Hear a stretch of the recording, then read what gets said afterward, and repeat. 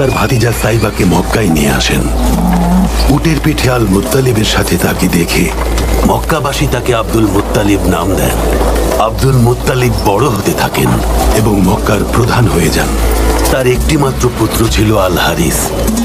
তিনি আব্দে মানাফ বংশের ভাইদের নিয়ে শক্তিশালী হয়ে ওঠেন। তার সম্মান আর খ্যাতি আরবের প্রত্যেকটি কোণায়, প্রত্যেকটি জাতির মধ্যে ছড়িয়ে পড়েছিল। এবং একদিন, তিবাহ খনন করো আব্দুল মুত্তালিব। তিবাহ? কি এই তিবাহ? বোররাহ খনন করো। বোররাহ?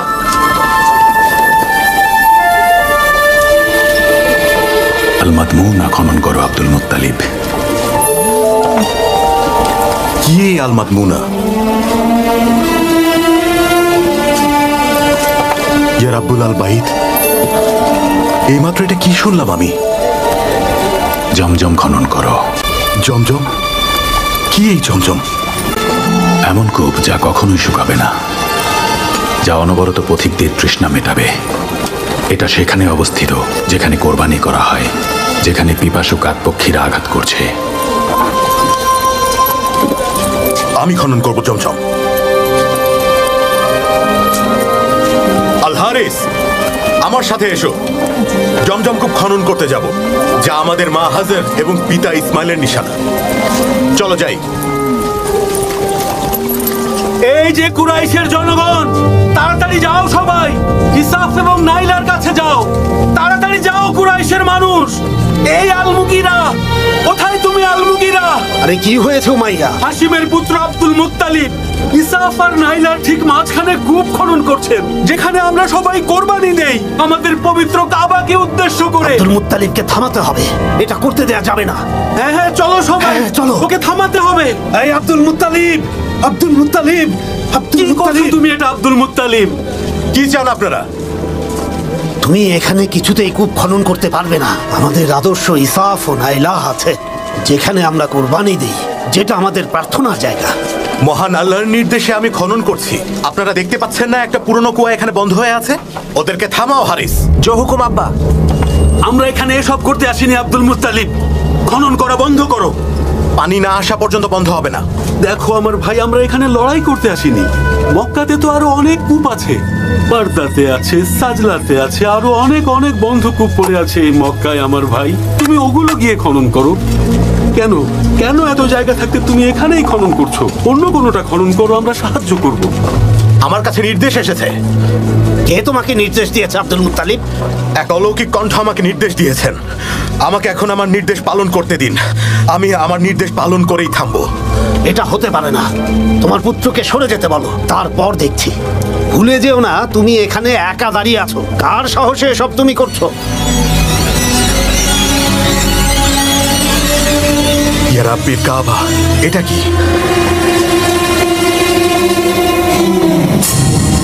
এটা কি? কোনো মরিচিকা নাকি নাকি এর নিচে পানি আছে? কোথায় তোমার পানি আব্দুল মুত্তালিব?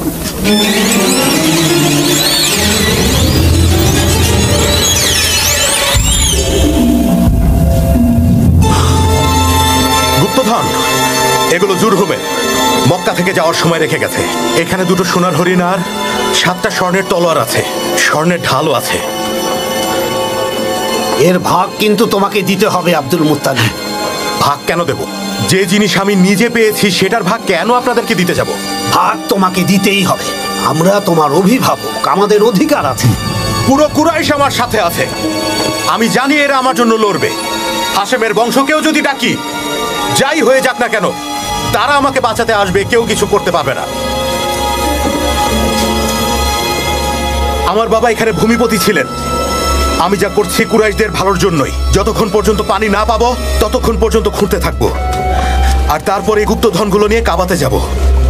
তারপর বিচার হবে কে এগুলো পায়। কিভাবে? কাবাতে দেখা হবে। আমরা দুটো দুটো করে নেব, বাকিটা কাবার জন্য থাকবে।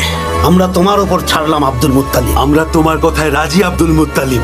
খুঁড়তে থাকো জমজম কূপ। কাদা, দেখো কাদা, দেখতে পাচ্ছ কুরাইশের জনগণ? এটাই জমজম কূপ, আমাদের পিতা ইসমাইল এবং মাতা হাজার নিশানা। এই সেই জমজম কূপ যা কোনোদিন শুকাবে না, যা পথিকের তৃষ্ণা মেটাবে। এই মক্কার প্রধান আব্দুল মুত্তালিব, তোমার উন্নতি হোক।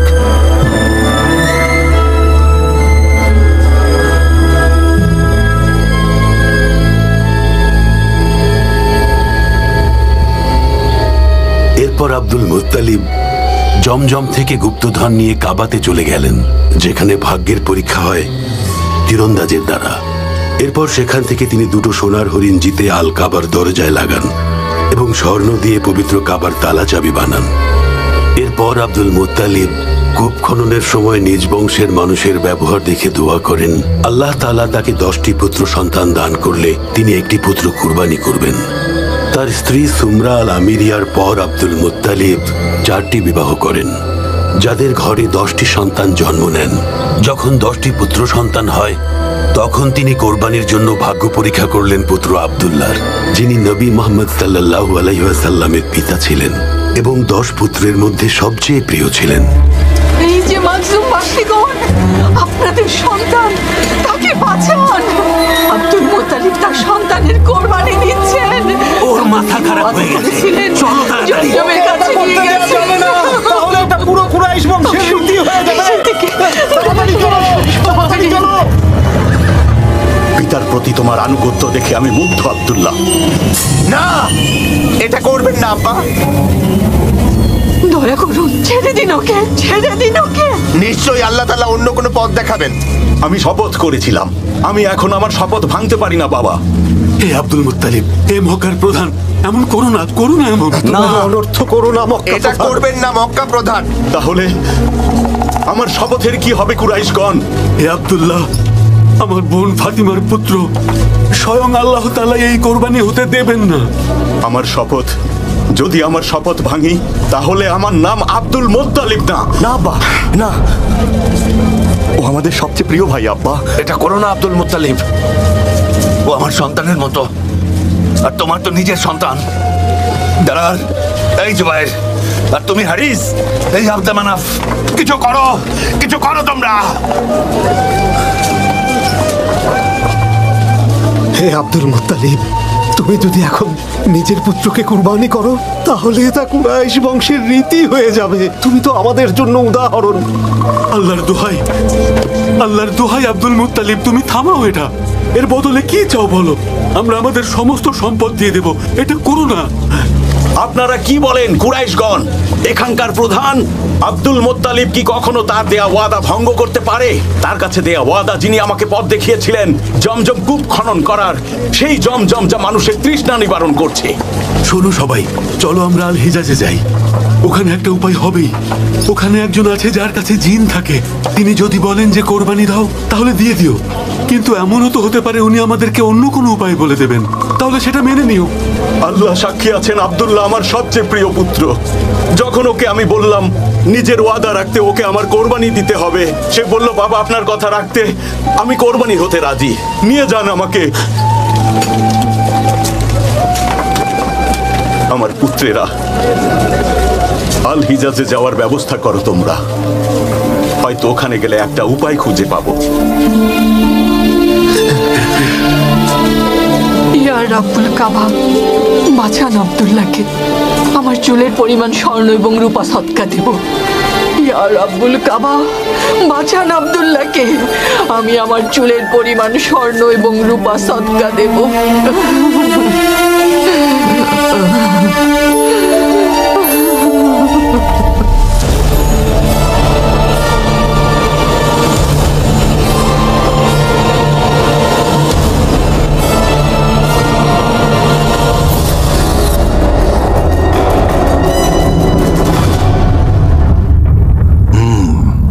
আমাকে বলো, আলকালিস গির্জার কাজ কত দূর এগুলো? ইবনে মাকসুদ, কাজ প্রায় শেষের দিকে চলে এসেছে প্রভু। খুব দ্রুত আমরা ওখানে নাজরানের শহীদদের শেষাংশ নিয়ে যাব। আর এই গির্জা পৃথিবীর বুকে সবচেয়ে সুন্দরতম গির্জা হবে। পুরো দুনিয়া দেখবে আমার পক্ষে কি কি করা সম্ভব। তাহলে কি এই গির্জার নাম নাজরানের শহীদদের নামে হবে, যারা নাওয়াজে পড়ে গিয়েছিল? অবশ্যই। আরবের সবাইকে নির্দেশ দেব ওখানে তীর্থযাত্রা করতে। কিন্তু আরবের সবাই তো মক্কায় যায়। তারা বলে সাইয়েদেনা ইব্রাহিম কাবা তৈরি করে দিয়ে গেছে, কাবাকেই পবিত্র মনে করে, সেজদা করে, আর ওখানে মূর্তি পূজাও করে। এখন আরবীয়দের বিশ্বাস করানোর সময় এসেছে খ্রিস্টানি পবিত্র ধর্ম। যেমন নাজরানের লোকেরা ঈমান এনেছে, সেই নাজরানে যারা শহীদ হয়েছেন তাদের একজন আমাদের দাদা আল হারিথ। তাড়াতাড়ি কাজ শেষ করো, আমি দেখার জন্য অধীর হয়ে আছি। কাজ শেষ করার সাথে সাথে আমি আরবীয়দের ওখানে তীর্থ করার নির্দেশ দেব। কিন্তু প্রভু, আপনি এটা কিভাবে করবেন বলুন তো? আগে কাজটা শেষ হোক, তারপর তোমাদেরকে বলবো।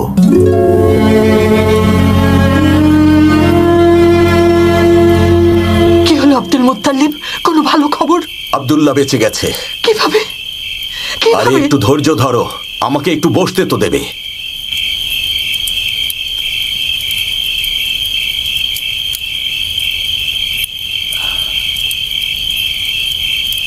যখন আমি হিজাজে গিয়ে পৌঁছালাম, তিনি বললেন, কি ক্ষতিপূরণ দিতে পারবেন? আমরা বললাম 10টা উট দিতে পারবো। তিনি বললেন, আল্লাহ ইশারা না দেয়া পর্যন্ত উট ও পুত্রের মধ্যে লটারি করুন, উট পড়লে কোরবানি করুন। যত উট লাগে নিয়ে যান আব্দুল মুত্তালিব। আমার পুত্র আব্দুল্লাহকে বাঁচানোর জন্য হাশেমের বংশের সকল সম্পদ দেব, আর মুত্তালিব বংশের গুলোও দেব। প্রয়োজন হলে কুরাইশ বংশের সব সম্পদ দিয়ে দেব। কেনানা বংশের সম্পদও দেব। আল্লাহ সন্তুষ্ট না হওয়া পর্যন্ত উটের সংখ্যা বাড়বে।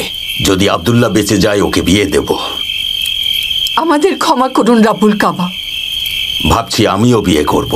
আপনি যা করে খুশি হবেন তাই করুন। মনে রাখবেন, আব্দুল্লাহকে আমি ফেরত চাই। হ্যাঁ, যা করতে হয় করো আব্দুল মুত্তালিব। ছেলেকে বাঁচাও মক্কার প্রধান। আগামীকালই সবাই মিলে যাব কাবাতে। এই তীরটা হচ্ছে আব্দুল্লাহর, আর এই তীরটা উটের। জলদি করো ভাই, তুমি আমার জুমাহ বংশের ভাই, তুমি আমার জুমাহ বংশের ভাই।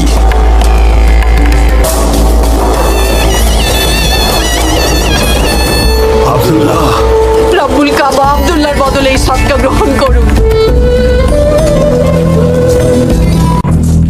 আব্দুল্লাহ, আব্দুল্লাহ ভাই, আরো 10টা উট দিয়ে দাও, লাগলে আরো বাড়াবো।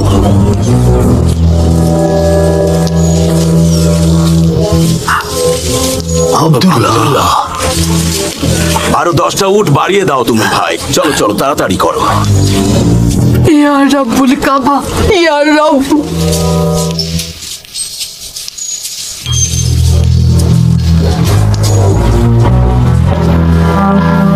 কি খবর আল হারিস? লটারি এখনো শেষ হয়নি মা। কার পক্ষে উঠেছে তীর? ইয়া রাব্বিল কাবা, দয়া করুন আপনি আমাদেরকে। আব্দুল্লাহর বদলে এই সদকা গ্রহণ করুন। আমার পিতা আব্দুল মুত্তালিবের শপথের বদলে গ্রহণ করুন। আমার ভাইকে আমার কাছে ফিরিয়ে দিন, দয়া করুন। প্রয়োজনে হাশেম বংশের সব সম্পদ নিয়ে নিন, মুত্তালিব বংশেরও সব সম্পদ নিয়ে নিন, তবুও দয়া করুন। আরো বাড়াও, যতক্ষণ আমার রব খুশি না হবেন বাড়াতে থাকো।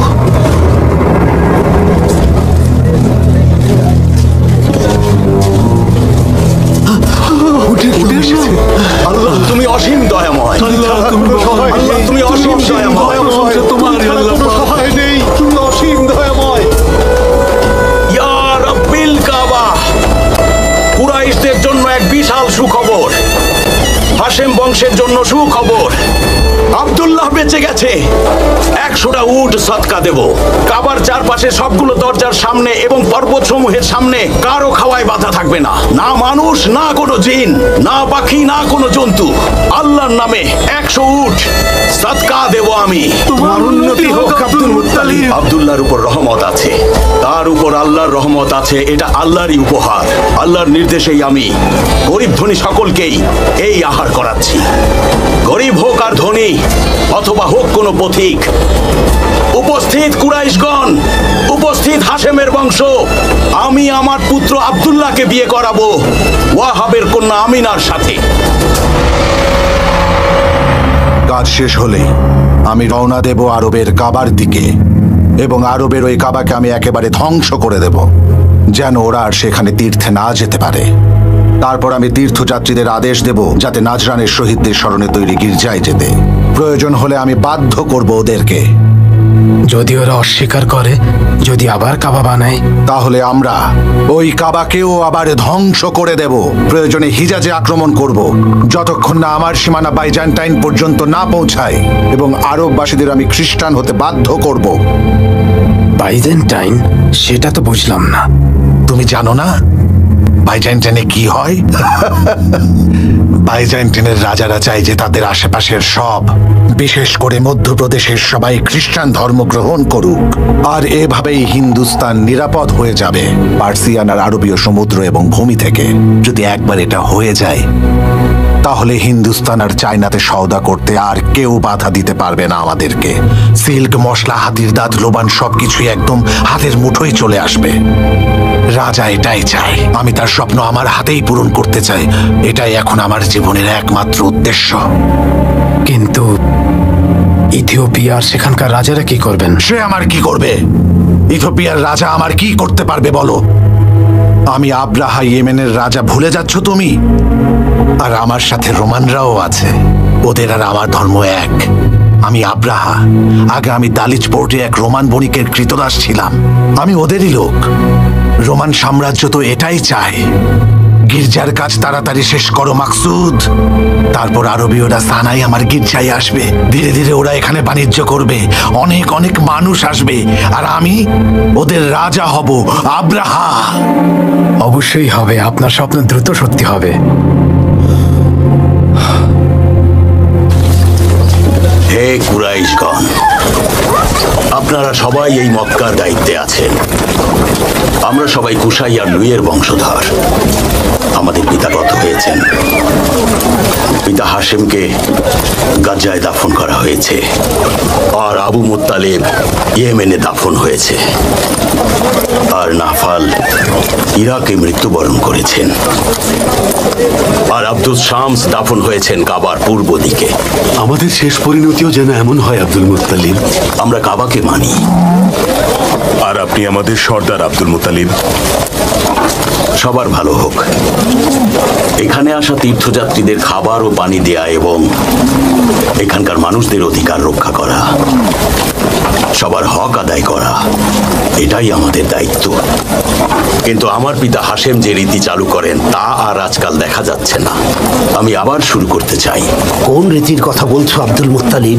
আমার পিতা হাশেম একবার কুরাইশ বংশের সকলকে তার বাড়িতে ডেকে বললেন, আমাদের মধ্যে এমন কিছু মানুষ আছে যারা তাদের সন্তান ও পরিবার নিয়ে প্রত্যন্ত অঞ্চলে যাচ্ছেন, নিজের ঘর বাড়ি সব ফেলে, আর সেখানেই ক্ষুধায় মারা যান, তবু কারো কাছে মাথা নত করেন না। কুরাইশ বংশে এমন হওয়াটা খুবই লজ্জাজনক।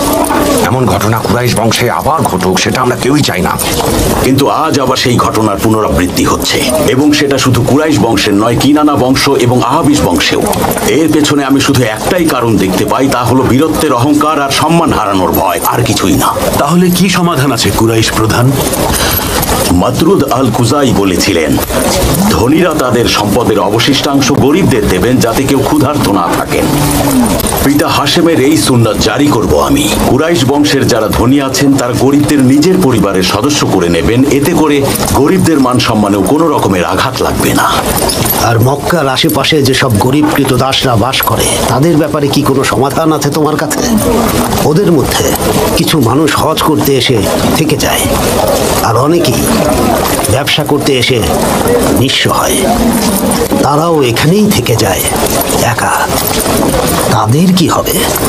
যেসব গরিব মানুষদের এখানে নিজের কোনো পরিবার নেই, তারা কাবার সদকা দেয়া খাবার থেকে খেতে পারবেন, এবং কাবায় দান করা কাপড় থেকেই তাদের বস্ত্র পরিধান করার ব্যবস্থা করা হবে। হে কাবার প্রতিবেশী, আপনারা আরবের উদাহরণ, কৃতদাসদের কষ্ট দেবেন না। ভেবে দেখুন কুরাইশগণ, কৃতদাসদের পেটে ক্ষুধা থাকলে তারা রাগান্বিত হবে, এমনকি ওরা খুনও করে ফেলতে পারে। এসব তুমি কি বলছো? কি বলছো এসব? কি বলছো জাদান পুত্র? তোমরা তো সোনার থালায় খাও, সোনার পাত্রে পানি পান করো, তুমি এসব বলছো? আমাদের এই এলাকার মধ্যে তোমার মতো ধনী আর একটা আছে নাকি? উসাই আর হাশেমের মধ্যে যে রীতি চালু হয়েছিল, যা অনুসরণ করেছিল ভূমিপতি আবু মুত্তালিব, সেটা আমরা আবার চালু করব। আমি আমার বাড়ির সামনে চুলা জ্বালিয়ে হাঁড়ি বসিয়ে দেব, সেই চুলা নিভবে না। যারই প্রয়োজন হবে সেই আসতে পারে আমার এখানে। আমার দরজা থেকে কেউ ক্ষুধার্ত অবস্থায় ফিরবে না। আল্লাহ তোমার উপর সন্তুষ্ট হবেন। তোমরা সবাই কাবার লোক, কৃতদাস হোক বা হজ করতে আসা কোনো মুসাফির হোক, তাদের জন্য এই ভূমি উদাহরণ হবে। তাই পুরো আরবে তোমাদের দয়াশীলতা, আতিথেয়তা, সাহসিকতা সবকিছুর উদাহরণ হতে হবে। এটাই কথা। আপনি সত্য বলেছেন মক্কা প্রধান, সত্য বলেছেন।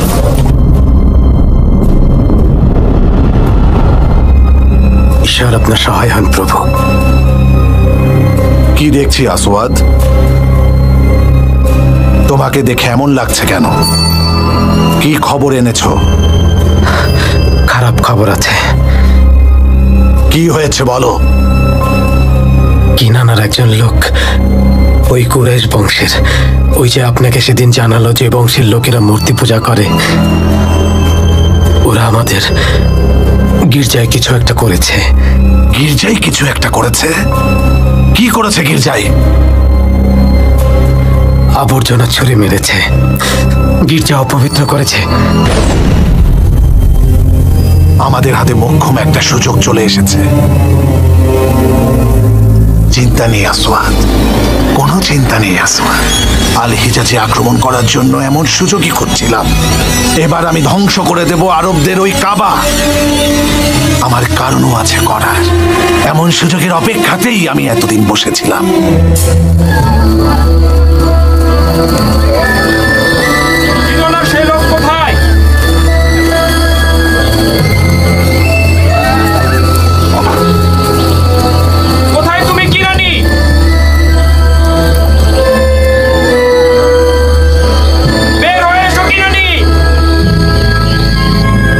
মক্কাকে পাহারা দেওয়ার জন্য কি সৈন্য মোতায়েন করা আছে? জি আছে প্রভু। ইয়েমেনে তো সবসময় অনেক সৈন্য থাকে। ওদের একজনকে নিয়ে আসো, আমি একটু দেখি কাবার মূল্য তাদের কাছে কত। কিন্তু ওদেরকে নিয়ে আসলে হয়তো ওরা বুঝে যাবে আমাদের পরিকল্পনা। পরিকল্পনা বুঝে ফেললে কি করবে আমার? ওরা ভাবতেও পারবে না আমি কত সৈন্য নিয়ে আক্রমণ করব। আমি এক মুহূর্তের মধ্যে ওদেরকে মরুভূমির বালির সাথে মিশিয়ে দেব। পালানোর জায়গা পাবে না ওরা। মরুভূমি আর পর্বত যেখানে জায়গা পাবে পালাতে থাকবে। একটা বাজ পাখিকে দেখে যেমন ছোট ছোট পাখিরা পালাতে চায়। আমাকে বলো তো আসওয়াদ, কাবা ঘর কি তাদের জীবনে খুবই গুরুত্বপূর্ণ? সবার জন্য না। যেমন নাজরান থেকে কাবাতে আসা আল হারিতের বংশ, কারণ তারা খ্রিস্টান ধর্মের অনুসারী। এছাড়াও কিছু ইহুদি, কিছু ফাদা, কিছু খাইবার আছে। খাতাম বংশেরও কিছু আছে। আমি যতদূর জানি খ্রিস্টান ধর্ম আরবের সকল বংশের মধ্যে ছড়িয়ে গেছে। তাহলে হঠাৎ কাবাকে এত গুরুত্ব দেয়া আর হজ করতে যাওয়ার মানে কি? তারা বলে কাবা নির্মাণ করেছিলেন ইব্রাহিম আর ইসমাইল, তাই আরবীয়রা কাবা ঘরকে উপাসনালয় মানে আর সেজদা দেয়। ঠিক কতটুকু ওরা মানে? কাবার জন্য ওরা জীবন দিতেও পারে প্রভু। তাহলে কোন কুরাইশ বণিককে ধরে নিয়ে আসো। তুমি এসব কি করেছো কিনানি? তুমি জানো না শীতের সময় আমরা ইয়ামিনে ব্যবসা করতে যাই, আর সেই জন্য আমরা এখন বেরিয়েছি। অবশ্যই আব্রাহা এতে রেগে যাবেন। তুমি গির্জায় যা করেছো তারপরে উনি চুপচাপ বসে থাকবেন ভেবেছো? কখনো না। কিনানা আর কুরাইশকে উনি একেবারে মাটির সাথে মিশিয়ে দেবেন। আমি কিনান থেকে এসেছি, আমার বংশ ফাকির। আমাদের জন্যই পবিত্র মাস পেছানো হয়েছিল। তোমার কি মনে হয় সেটা জানি না আমি? শুনুন হিসাম, আমরাই তারা যারা পবিত্র মাস 1 বছর পিছিয়েছিলাম, এবং আমরাই তারা যারা প্রথম থেকে প্রতিরোধ করেছিলাম। আমরাই সেই বংশ যারা কাবার জন্য জীবনও দিতে পারে। আপনি সেটা ভালো করেই জানেন। শোনেননি কায়েস পুত্র উমায়ের কথা? হজে যাওয়ার পথে তারা চিৎকার করে আর বলে, মাদ গোত্র জানে যে আমরা একটি সম্ভ্রান্ত গোত্র, আর অন্য সকল গোত্রের মধ্যে সবচেয়ে উচ্চ মর্যাদা সম্পন্ন। একমাত্র আমরাই সেই গোত্র যারা সঠিক পথে নিজেদের জীবন পরিচালনা করছি। আর একমাত্র আমরাই সেই গোত্র যারা হালাল আর হারাম সম্পর্কে সচেতন ছিলাম। আমি জানি সেটা কিনানি, কিন্তু তুমি ওই রাজাকে অনেক রাগেই দিয়েছো। তুমি ওই কুরাইশ আর কিনানা বংশের মধ্যে এমন কিছু নিয়ে এসেছো যা এই গোত্ররা কখনোই চায় না। কেন? এমন কি কারণ আছে যার জন্য তুমি এটা করেছো বলো? আমি শুনেছিলাম রাজা আব্রাহা ওই গির্জাটা নির্মাণ করছে এবং সে আরবীয়দের বাধ্য করবে সেখানে তীর্থ করতে। আমি এটা করেছি কারণ সে যেন বুঝতে পারে কাবাকে আমাদের মন থেকে মুছে ফেলা সম্ভব না। এখন তাড়াতাড়ি মক্কায় গিয়ে সবাইকে সাবধান করে দাও। আব্রাহার সৈন্যরা সবাইকে মারার আগে আরবকে বাঁচানোর এখন একটাই উপায় আছে। যাও। আরই আছো কেন? তুমি এখন তাড়াতাড়ি যাও।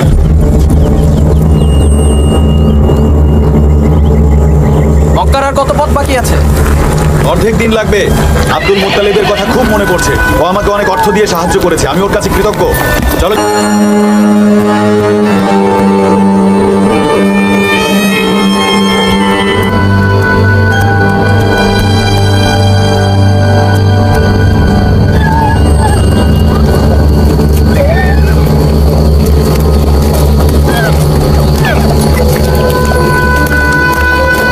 কে তুমি?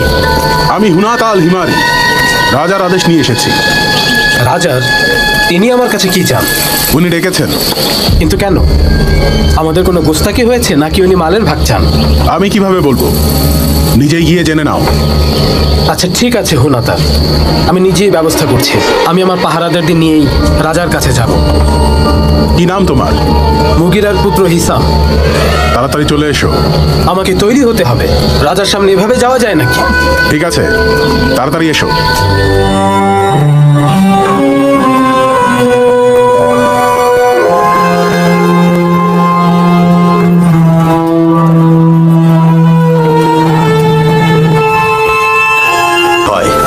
তাহলে আমি নাম রাখবো হামজা। আল্লাহ যেন আপনার ইচ্ছা পূরণ করেন হারিসের আব্বা। চলো এখানে একটু বসি। আব্দুল্লাহ আর আমিনাকে নিয়ে কিছু কথা বলবো।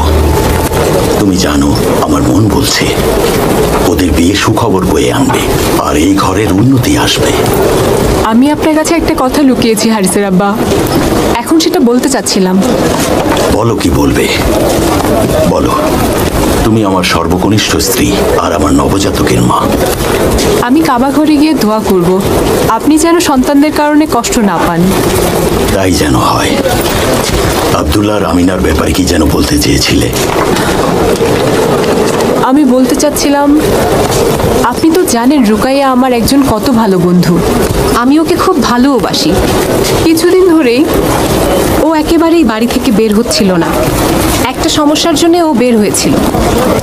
খুব মন খারাপ ছিল ওর, কান্নাও করছিল। ওকে দেখে খারাপ লাগছিল আমার। কি সমস্যা হয়েছে ওনার? তার পরিবার তো সম্ভ্রান্ত। ওয়ারাকার বংশে, ওয়ারাকা ধার্মিক। তিনি অনেক ভালো কাজ করেছেন। আমি ওদের পরিবারকে খুব ভালোবাসি। আল সাদিয়ার কন্যা রুকাইয়ার কি হয়েছে? একদিন আমি ওর বাড়িতে গিয়েছিলাম। কি কারণে কষ্ট পাচ্ছে জানতে চেয়েছিলাম।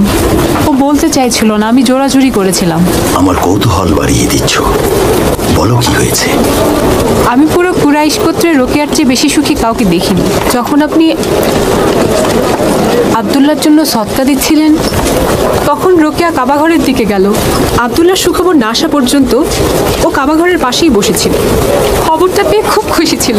খুশিতে ওর কণ্ঠ মক্কার প্রত্যেকটি বালিকণা শুনেছে। ওর সাথে সাথে অন্যরাও খুশিতে কান্না করছিল। সে বিয়ে করতে চায় আব্দুল্লাহকে? যদি চাই অবশ্যই দেব। কিসের অপেক্ষা করছি আমরা? আমরা মক্কার কুরাইশ বংশ। আমাদের মধ্যে এমন কেউ নেই যে দ্বিতীয় বিয়ে করেনি। কেউ 4টা বিয়ে করেছে, কেউ 5টাও বিয়ে করেছে, 10টাও বিয়ে করেছে অনেকেই। স্ত্রীকে ভরণ পোষণ দিতে পারলে অবশ্যই বিয়ে করবে। রুকাইয়ার চিন্তা কিসের?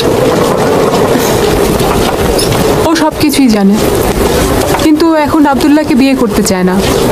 কথা হয়েছে ওর সাথে? হয়েছে, মানা করেছে। মন থেকে বলো, মনে হচ্ছে কিছু বলতে চাও।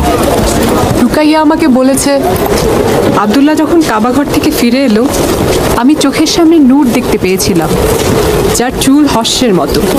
আমি তাকে বিয়ে করার প্রস্তাব দিই, কিন্তু সে মানা করে দেয়। আর তারপর ওয়াহাবের কন্যা আমিনার সাথে বিয়ে হয়ে গেল। তারপর আব্দুল্লাহ আমার কাছে ফিরে আসে আর আমাকে বিয়ের প্রস্তাব দেয়, কিন্তু আমি মানা করে দিই, কারণ সে নূর আমি আর দেখতে পাইনি। আমিনাকে বিয়ে করার পর